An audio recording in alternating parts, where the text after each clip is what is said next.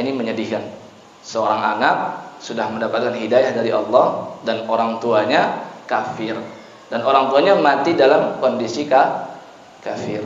Bagaimana kita menyikapinya? Apakah boleh kita mendoakannya?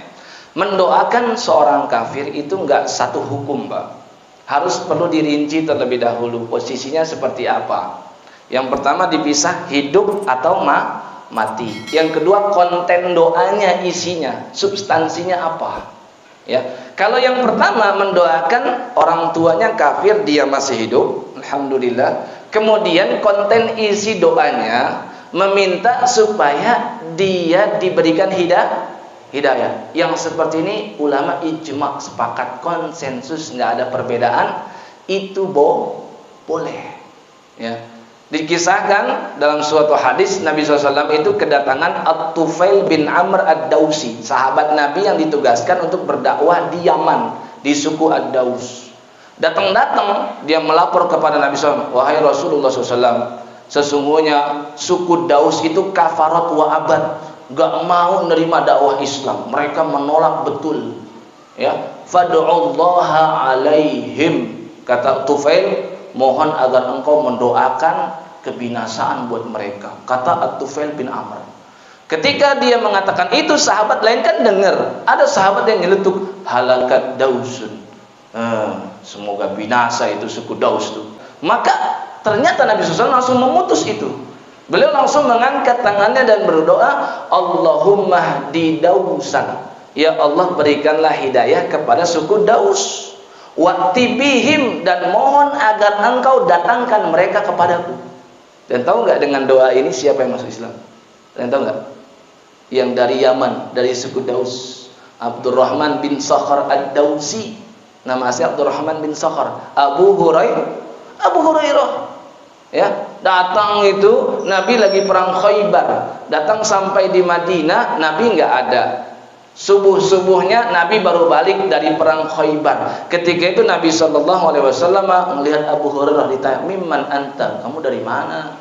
Abu Hurairah jawab, min Daus, saya dari suku Daus. Kaget Nabi SAW. Sampai-sampai Nabi komentarnya apa? Ma kuntu arafi Dausin ahadan fihi khair.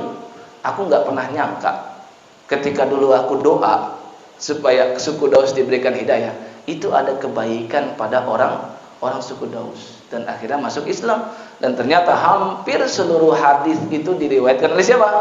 Abu Hurairah.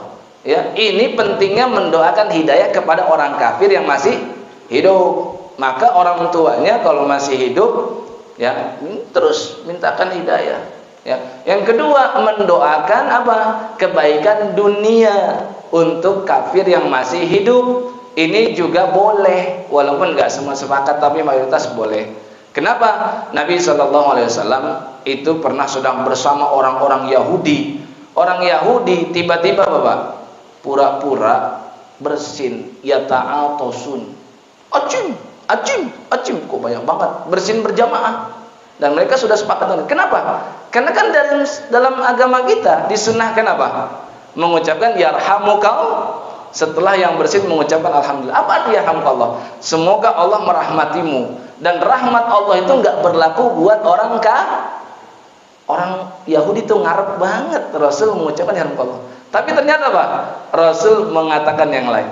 Yahdikumullahu wa yuslihu balakum. Padahal biasanya ini jawaban yang diucapkan oleh orang yang bersin setelah didoakan yarhamukallah. Tapi di situ Rasul langsung mengatakan yahdikumullah. Semoga kalian diberikan hidayah.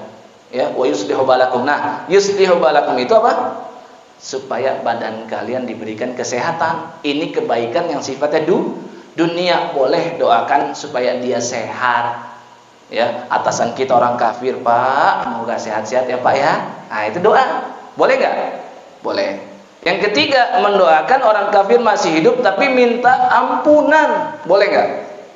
Boleh nggak? Berbeda. Para ulama beda. Tapi umumnya dibolehkan. Kenapa? Ada hadisnya. Ya, ada riwayatnya. Nabi SAW menceritakan seorang nabi yang disakiti oleh kaumnya, berdarah-darah dari pelipisnya. Kemudian nabi tersebut mengangkat tangannya dan berdoa, Allahumma ghfir liqaumi fa innahum la ya'lamun. Ya Allah, ampunilah kaumku karena sesungguhnya mereka belum tahu ilmunya, belum ngerti. Dengan hadis ini maka diperbolehkan mendoakan ampunan buat orang kafir. Tapi kalau ditanya mana lebih baik, doakan hidayah. Kenapa? Ampunan yang diperuntukkan orang kafir yang masih hidup itu nggak sempurna, nggak akan pernah mendapatkan ampunan yang sempurna karena belum masuk Islam. Ya, dan itu hanya ingin menunjukkan betapa Rasul itu sangatlah kasih terhadap kaumnya. Yang terakhir baru ini mendoakan orang kafir yang sudah mati dan kontennya adalah supaya Allah mengampuni dosanya. Yang ini boleh nggak? Ulama sepakat tidak boleh. Maka kita sebagai anak dari sekarang mumpung orang tua masih hidup, kita sebagai orang tua dari sekarang mumpung anak masih hidup, minta doa terus kepada Allah supaya mereka diberikan hidayah. Karena kalau sudah mati nggak diberikan izin, seperti Nabi Shallallahu Alaihi Wasallam nggak diberikan izin untuk memohonkan ampunan kepada Abu Thalib. Seperti Nabi Ibrahim dicela oleh Allah Subhanahu Wa Taala, nggak boleh mendoakan ayahnya yang bernama Taroh. Ya, Allah turunkan surat Taubah ayat 113, maka lin nabiyyi wal ladzina amanu ay yastaghfiru lil musyrikin walau kanu uli qurba. Tidak pantas bagi seorang nabi dan orang-orang beriman seluruhnya.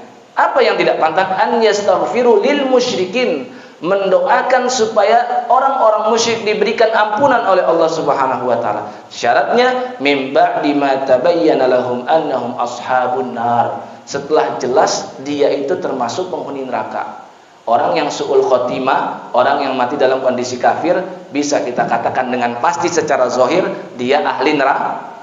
Maka kalau sudah begitu, jangan doakan, dan bisa berpotensi kalau tetap doakan dia berdosa. Karena ini sifatnya larangan dan sepakat para ulama.